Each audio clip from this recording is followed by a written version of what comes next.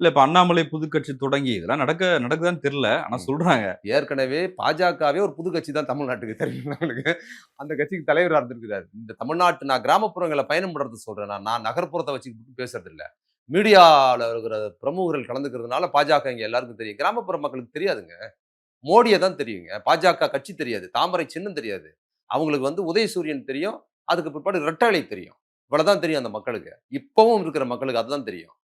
அதுக்கப்புறம் பிரமுகர்கள தெரியும். இப்ப விஜய் வர்றாருன்னா, ஒரு சின்னம் உருவாக்குனாருன்னா, அதுக்கப்புறம் அவர தெரியுமே தவிர, பிரமுகர்ல பாஜகவில் இருக்கிற பிரமுகராக மோடிய தான் நல்லா தெரியும். பிரதமரா இருக்கிறதுலாம். மற்ற யாரையும் பெருசா தெரியாது. அதனால இவங்களுக்கே ஒண்ணும் வண்டி ஓடாது. இதுல ஒரு புது கட்சி இல்ல அப்புறம் டிடிவி தினகரன், ஓபிஎஸ் இவங்கலாம் சேர்ந்து ஒரு அணி இவங்கலாம் உருவாக்குறாங்க. சேர்ந்து ஒரு டீ குடிக்கலாம் சாயங்காலத்துல ஒண்ணா சேர்ந்து. ஏதாவது சரக்கு அடிக்கிற பழக்கம் இருந்தா நைட் சரக்கு அடிக்கலாம். இத தவிர ஒரு ஆணியும் அவங்க குடுக்க முடியாது. ஒண்ணும் இருந்திருந்தா பண்ணியிருப்பாங்க. இன்னொன்னு இவங்களுக்கெல்லாம் செல்வாக்கு இருக்கு. சசிகலாவுக்கு, தினகரனுக்கு, ஓபிஎஸ்க்குலாம் செல்வாக்கு இருக்குன்னா, எடப்பாடிய சேர்த்து பாருங்க. நீங்க தான் ஒண்ணும் கிடையாதுங்கிறதுனால தான் எடப்பாடியே சேர்க்கலங்க இவங்களன்னா, அப்ப அவங்க நிலைமை செல்வாக்கு எப்படின்னு நெனச்சு பாருங்க. இல்ல செங்கோட்டையனுக்கு தெரியும்ல. இவங்கலாம் ஒண்ணு சேர்ந்து அதிமுக வரணும்னு செங்கோட்டையனும் சொல்றாரே. செங்கோட்டையன்லாம் வந்து சேர்ந்து இயங்கணும்னு விரும்புறாருங்க. செங்கோட்டையன் ஏதோ பாஜகவுக்கு ஆதரவாக இருந்து இவங்கள சேர்க்கணும்னு சொல்றாரு. உடனே எடப்பாடி பழனிசாமி பாஜகவுக்கு எதிர்ப்பா இருக்கிறாருன்னு, இந்த நடுநிலையா பேசுறவங்க இருக்கிறாங்கல்ல, இந்த ஊடகங்கள்ல. அவங்க எது வேணுமாலும் பேசுவாங்க. நீங்க வந்து விஜயெல்லாம் ஒண்ணும் பண்ண முடியாது. திமுக வந்து ஒரு கோட்டை மாரி. கட்சிக்காரன் பம்பரம் மாரி வேல பாடுவாங்க. திமுகட்ட ஒண்ணும் பண்ண முடியாது ஒரு பேட்டியில சொல்லுவாங்க. அப்புறம் மறு பேட்டியில பார்த்தீங்கன்னா, விஜய் சாதாரணமா திமுக நடத்திடக்கூடாதும்பாய்ங்க. இது என்னன்னா, இவங்களுக்கு வந்து தனக்கு வந்து திமுக அடையாளம் வந்துறக்கூடாது. உண்மைய சொல்றது. இப்ப எனக்கு வந்து நான் திமுக ஆதரவா இருக்கணும்ங்கிறதுக்காக சொல்லல. நான் உண்மைய சொல்றேன். நான் போன பகுதிகள்ல உண்மைய சொல்றேன். நாடாளுமன்ற தேர்தல்ல உண்மைய சொன்னேன்.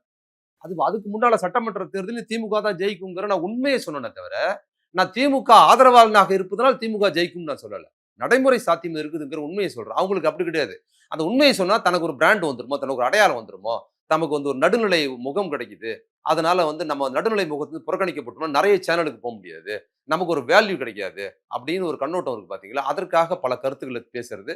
ஆழ் மனதில அவங்களுக்கு திமுக எதிர்ப்புங்கிறதும் ஒண்ணு கூடுதலா இருக்கிறதுனால, அப்படி இப்படி சுத்தி பேசிட்டு, அப்புறம் திமுகவுக்கும் ஒரு அட்னஸ் போடுறதுங்கிறது இருக்குது. சில பேர் பார்த்தீங்கன்னா, விஜய் கட்சி ஆரம்பிச்சாலும் போய் சேர்ந்துருது, அங்கேயும் சேர்ந்துருது. அப்புறம் விஜய் தான் ஜெயிக்க முடியும்னு சொல்றது. அப்புறம் பார்த்தா திமுக கிட்ட வச்சுக்க முடியாது விஜய.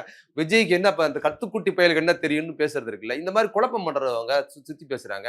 உண்மை என்னவா இருக்குன்னா, இவங்களோட நடுநிலை வந்து எலக்ஷனுக்கு அப்புறம் உடைஞ்சு போயிடும். நான் சொல்றேன். நான் மிகைப்படுத்திலாம் சொல்லல. போன முறை ஜெயிச்சத விட திமுக கூடுதலா ஜெயிக்கும். மிக அதிகமா ஜெயிக்கும். இப்ப வெளிப்படையா சொல்லணும்னாங்க, கலைஞர் ஆட்சியில கூட இப்படி இருந்தது இல்லங்க.